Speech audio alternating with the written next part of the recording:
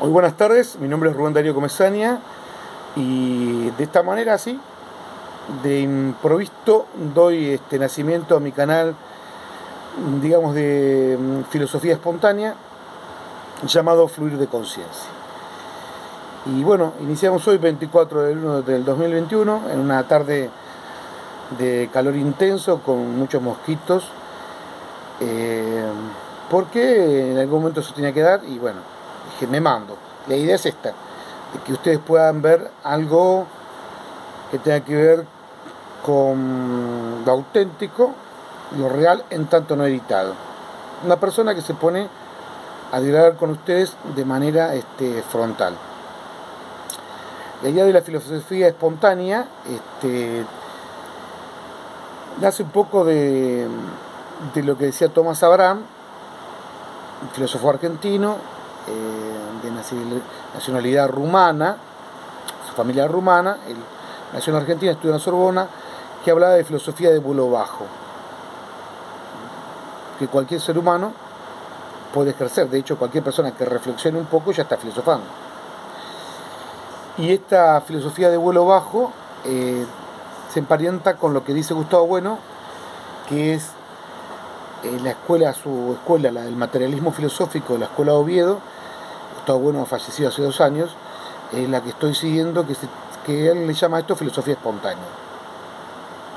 Él dice que todos somos filósofos, pero dice que la filosofía, para tener, digamos, una contundencia social política, tiene que ser sistemática, de academia, no en el sentido de academia de la doxa, sino de academia como Platón, gente que se reúne a estudiar de verdad, en profundidad, los temas de la actualidad, a partir de ideas pretéritas, para resolver lo que la realidad no está encastrando, ¿no?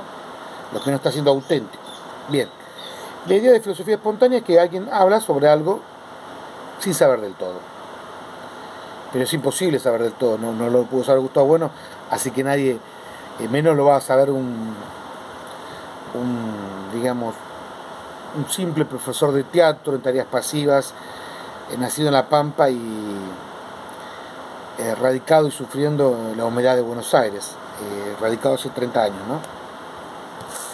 Y bueno, esto de la filosofía espontánea también tiene que ver con un poco con uno de mis autores preferidos, de quien vamos a leer en un rato unos textitos de él, que se llama Santiago Kovatlov, y que además tiene que ver porque en esta filosofía espontánea me voy a apoyar en 2 películas que vi ayer, que son un cuento indio basado en un cuento chino del argentino Bernstein. Un cuento indio es una producción francesa, y Menachen, que es una película tipo ficción documental sobre la vida de un judío jerásico, creo que se llama, de la comunidad ortodoxa de Brooklyn,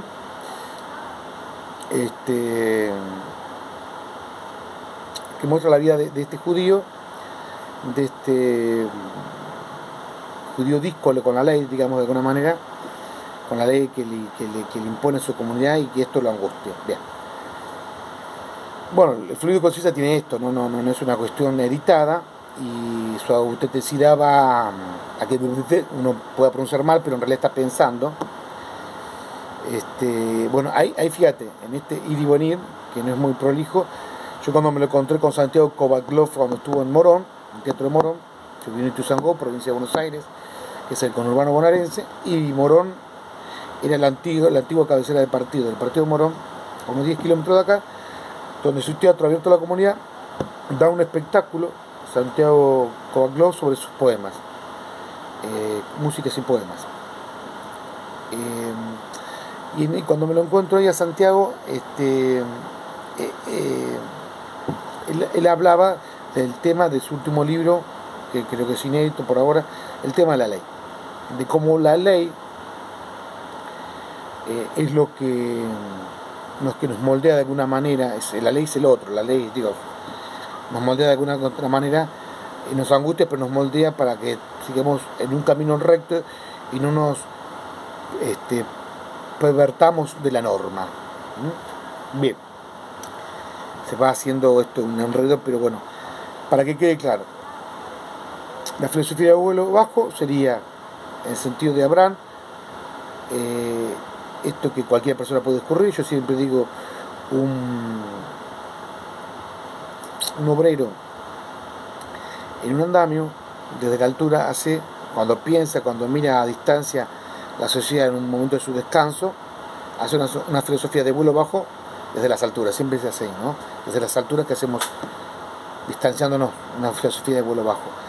Y se homologa a la filosofía espontánea, de alguna manera, de Gustavo Bueno, que Gustavo Bueno la critica en tanto que la filosofía espontánea es la filosofía que hacen los científicos, que creyendo hablar de lo suyo pueden hablar de todo.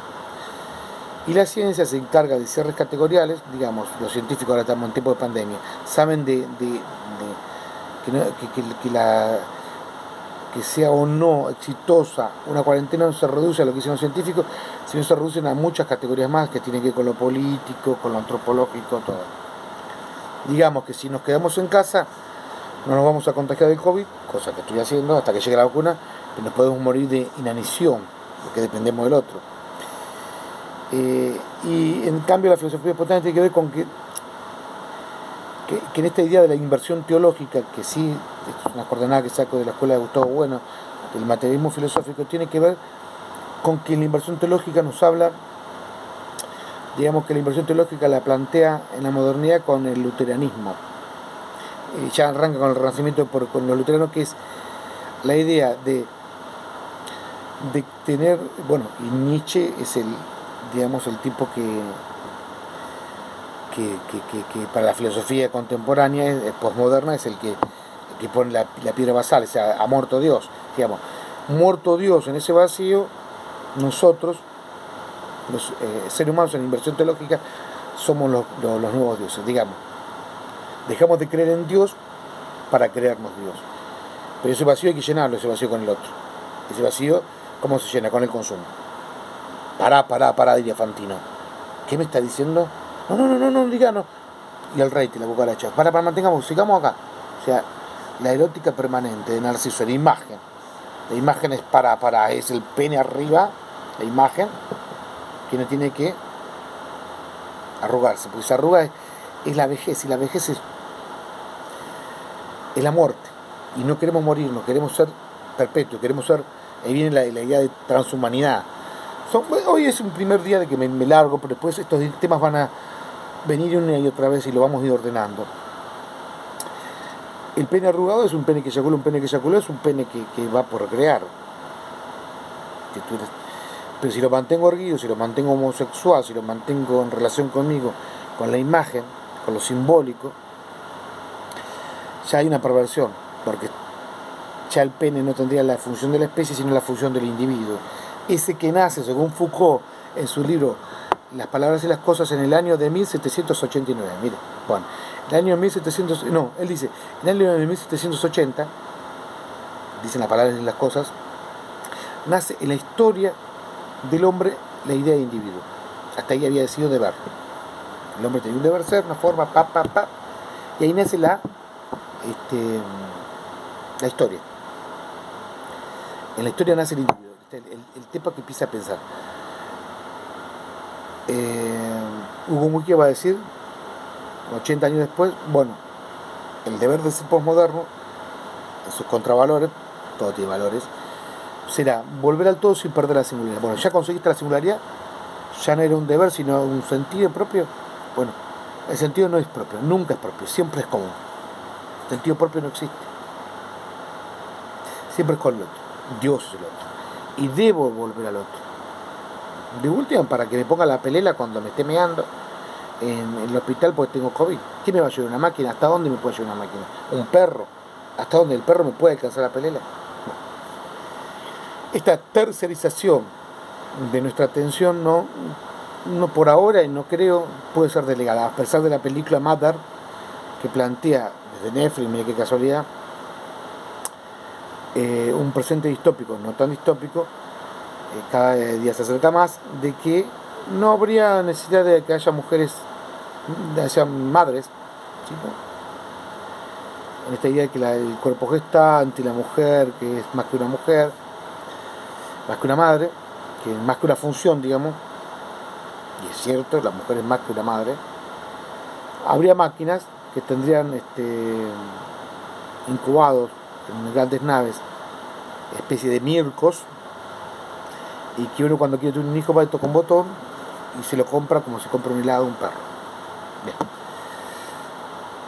Un enredo total, pero también es la idea de ser auténtico así, dice, prendo y largo. Tendría que haber ordenado un poquito más, pero vamos, tiempo al tiempo. Es un ensayo esto. Bueno, volvemos al tema. Anoche vi dos películas. Un cuento indio, basado en un cuento chino de Borges, esta película francesa, y Menage. O casualidad, los dos tienen que ver con la idea de los judíos. Borenstein y Menage, Santiago Kovalev, que habla de la ley. Y tiene que ver con esto. En cuento chino, ¿qué vemos? Vemos un tipo, las dos películas hablan del sentido. Todo el cine moderno, por decirlo posmoderno, tiene que ver con el sentido, con la idea de sentido, pero desde el individuo, del sentido burgués, de la idea de sentido de encontrarse uno en una sociedad en el malestar de la cultura. Porque uno podría hablar del cine de John Ford, del cine norteamericano, de lo que llama de la construcción de mitologemas, como lo llama Miguel Ángel Navarro Crego, que es de la Escuela de Oviedo, donde tiene que ver con la idea de la autaxia del Estado, como el arte como una funcionalidad al Estado, al sujeto de Estado, y ahora el arte como funcional, más allá de que la película sea o no mainstream, entretenida o no, al sentido personal, al sentido más que personal, individual, porque lo personal es la máscara y lo individual no es la máscara, es lo atómico, pero que nunca deja de ser atómico, porque si no, no estaría hablando. Es complicado, pero a ver, en la película del mundo chino vemos un hombre, un cascarrabia, y ahí está. La idea es que, ¿por qué es un cascarrabia? Es lo que nos va a contar la película. Nos muestra un cascarrabia, un tipo que aparentemente es un cascarrabia, un malhumorado, un resentido social, que la culpa estaría en él. Y empieza mostrando un tipo que cuenta clavos, 1, 2, 3, 4, 5, 6, y llega y se da cuenta que lo han otra vez garcado, que no tiene la cantidad de 300 clavos, sino tiene 40 menos. Se llama a la compañía y se les queja. La compañía le manda un tipo, después él dice que no va a hacer más pedidos, la compañía le manda un tipo a reconocerle la culpa, nunca quieren para los clientes, y que le lleva la mercadería que le había pedido, la última, pero además le da otro un premio, y él dice que no quiere, que no va a transar con el sistema, que no lo quiere. Acto seguido viene otra escena donde lo muestran al señor, al francés, del norte de Francia, un clima horrible, que debiera comprar un progre, qué sé yo, un tipo raro del barrio, raro porque es un tipo muy máquina, muy él, así que se basa mucho en los detalles, a comprar 2 metros de cable. Él corta los 2 metros de cable y el director nos da a entender por la imagen, porque nosotros no tenemos todo el contexto, de que él lo hubiera cortado un poco menos de esos 2 metros, después de haber dicho que todo el mundo caga, que nadie es real. En la misma lógica, este tipo le dice, bueno, acá está a 2 metros. Y entonces el cliente dice, pero ¿cómo sé que hay 2 metros? A lo que lo mira este tipo dice que no hay, lo mide y tenía 2 metros y medio. Dice, tenía razón, no había 2 metros. Corta, se lo da y dice, pero igual son $2. O sea, y se calienta, digamos. Siempre da un poco más, él siempre da de sí, pero la gente siempre piensa otra cosa, se maneja por las formas más que por el fondo. Bueno, en ese momento de su vida hay una mujer que lo pretende, que pasa todos los días, que se vino a vivir cerca de él porque quiere saber algo con él, él retraído, porque es un huérfano, que perdió a su madre, a su padre. De casualidad encuentra, fortuitamente, está en el puerto, él no está mirando ningún paisaje, sino está en el puerto. Es un puerto horrible, es una zona gris, que es tirado de una traffic francesa, una Renault.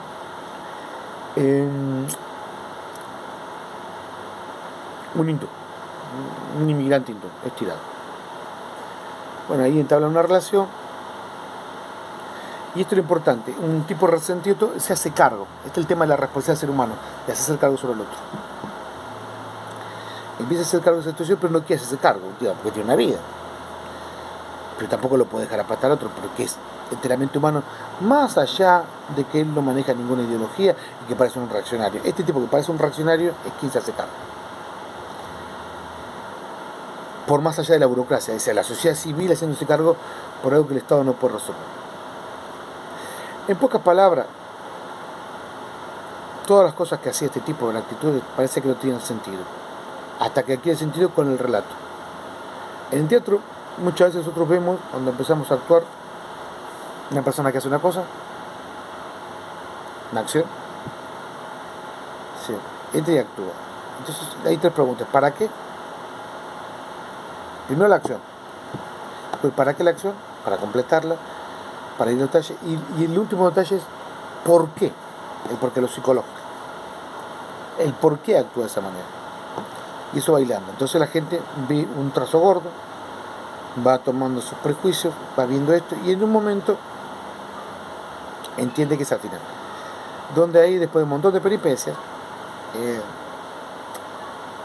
él explica al hindú, por esta persona que es otro hindú o bengalí, que le hace el traductor, que se le reparte las pizzas, de que él llena su carpeta con historias de diario, de historias sin sentido, por una cuestión personal. Su madre murió a los 4 años y su padre cuando él tenía 19, porque cuando él tenía 19 fue a París y un atentado de tantos que había de regionalidades después de afuera, de lo que pueden hacer los terroristas, visto, diríamos, la escuela de Oviedo, ETIC, pero no EMIC.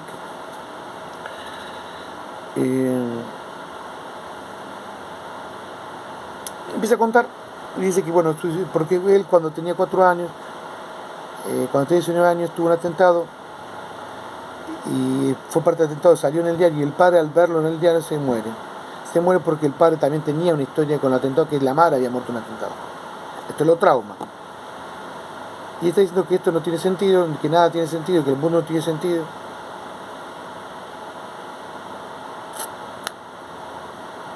Y ahí cuenta que, fíjate esta historia, cuenta varias historias y fíjate esta historia. Es una pareja hindú, la película empieza con esto que va a enronar en imagen, una pareja hindú que está por casar, donde se ve siempre la novia, pero no el novio, y le cae una vaca del cielo.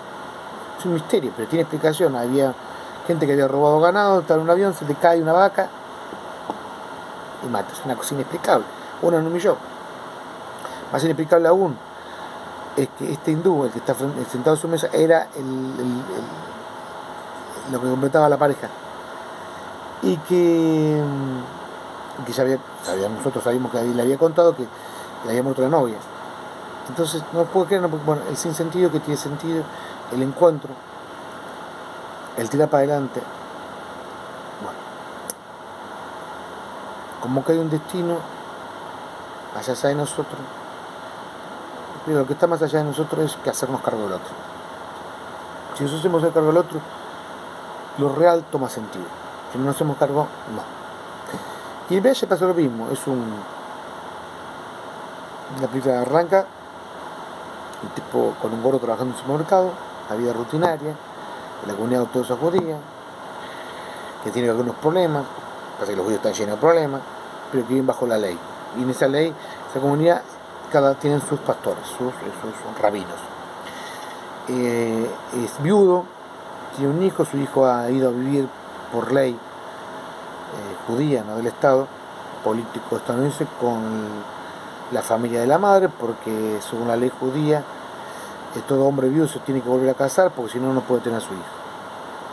O sea, el hijo debe estar en una familia. El problema es que lo quieren casar y él no se quiere casar.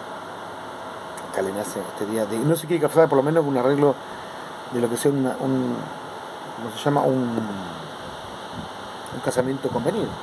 O sea, se quiere salir de la ley dogmática y ortodoxa, la quiere interpretar, a su manera, quiere ser algo, y siempre permanentemente está diciendo, a mí no me respetan, no me respetan, y otros le dicen, no te respetaban porque no te hace respetar, pero él quiere que lo respeten de otra manera.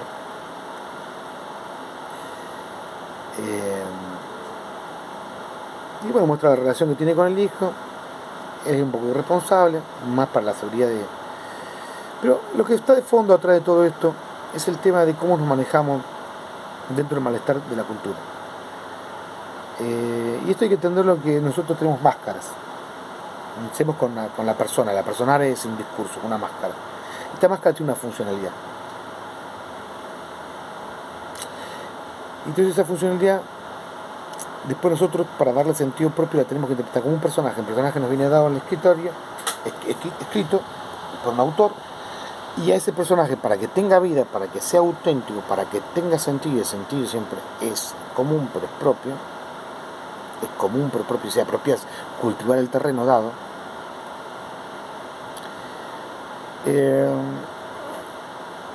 porque si no la vida se hace insoportable.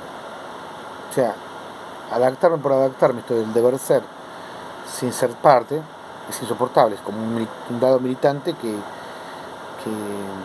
es carne de cañón. Pero cuando uno toma sentido, cuando uno se relega y vuelve al misterio, como decía Hugo Mujica, que esa singularidad, que ya sabe lo quién es, que sabe lo que quiere en el mundo, lo puede hacer con el otro, es cuando uno empieza a entrar en la dicha o en la revelación, en la presencia de Dios, en la presencia de la ley, en la presencia del discurso de la polis. Digamos, empieza a ser un ciudadano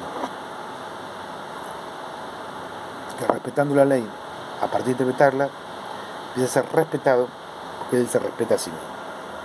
Creo que plantea la película Menachem, que le dice cuñado, bueno, vos no, que te respete, pero vos no respetas nada, no respetás al rabino, tenés en la gorra, no respetás cumpliendo con el horario de trabajo, no respetás, o sea, me hace acordar a mi hija, o sea, digamos, el mundo es azul, pero ellos quieren que sean verde, pero saben que el mundo es azul, lo entienden, pero quieren sentimiento, y este es el sentimiento, tomar el sentimiento, que es una reflexión solipsista.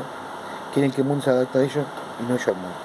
Y Ana Freud ya lo decía, con esto paso a leer el texto y ya termino, 22 minutos terrible, no digo nada, de que, decía Ana Freud, educamos a nuestros niños en la cultura de los mayores, porque van a ser más tiempo mayores que niños. O sea, los sacamos del capricho. Ese es el sentido de la cultura, ese es el sentido de la cultura en tanto autáxica, que piensa en el Estado, que piensa en lo que beneficia al sujeto del Estado y no al individuo. Porque en realidad la política, administrativamente, los demás no se encargarían de problemas existenciales, sino de problemas sociales. Ahora, si vos tenés una sociedad atomizada, los problemas existenciales pasan a ser problemas sociales. Entonces, educar en la pedagogía, para que cada uno se autoperciba lo que quiera, sin hacerse cargo de ese derecho que quiere. Si quiere que el otro le paguen el derecho, quiere tener derecho pero no obligaciones, es complicado. Digamos, si vos te querés autopercibir Superman y querés tomar un remedio llamado kriptonita porque eso te hace más fuerte, pero ese remedio sale carísimo, se lo tiene que pagar el Estado, no tiene sentido, pagátelo vos, tu fantasía. El Estado se hizo para el bien de todos, para el bien común, protegiendo a los más débiles, pero no para tener privilegios, para que una casta tenga privilegios sobre otra. O sea, lo que hace la República es evitar las castas. Por eso pasamos de los patriarcados, de las primeras familias, de los patricios, al demos, a una distribución de la ciudad política, administrativa.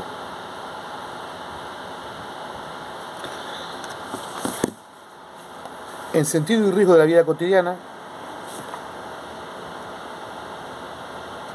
Santiago Kovalov dice esto: el hombre ha vivido siglos inmerso en la inmediatez, a merced de su forma, sujeto a la tiranía del instante, tanto que no hace mucho que cuenta con una vida cotidiana.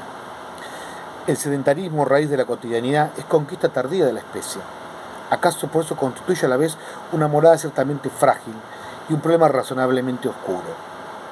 El tiempo, en aquel primer flujo de sus horas, lejos de vertebrarse como un espacio ordenado, como un hecho medianamente orgánico y previsible, fue para él una jungla, colmada de desabruptos y amenazas imprevisibles. solo le deparaba la caótica experiencia de una irreductible y febril actualidad, el infierno de un comienzo incesante. Para el hombre de ese largo entonces no hubo otra cosa que el primer día, siempre el primer día, siempre el eterno retorno. La incertidumbre primigenia del primer día, el riesgo siempre inaugural de tener que vivir, la paradójica certeza de la inseguridad. La horda primitiva y aún las formas tardías de la vida nómade nos hablan con elocuencia de aquel padecimiento inicial del tiempo. Sumergido en la magna de la inmediatez, ajeno por completo a toda regularidad que no fuese la de los ritmos biológicos, insensibles aún a la planificación, huérfano constante, recordé cómo sentía el francés de cuento chino, un cuento hindú. Cada jornada no era para aquel hombre brumoso, sino la misma jornada. Un terrible sufrimiento. O sea, nacer para sufrir, para estar resentido, para estar cascarrabia. Bien. Una férrea imposición que le dictaba no la reanudación de una faena con él, sino la radical fundación de una vida desprovista todavía de pasado.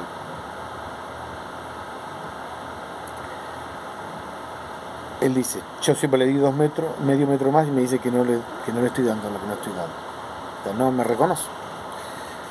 ¿Por qué? Porque es frío el otro. No presta atención. El que no reconoce frío, ¿no? Despertando invariablemente de una misma mañana, siempre se ponía de pie para iniciar por primera vez, día a día, la conquista efímera de su espacio vital. Esto se ve en la película de Dibujito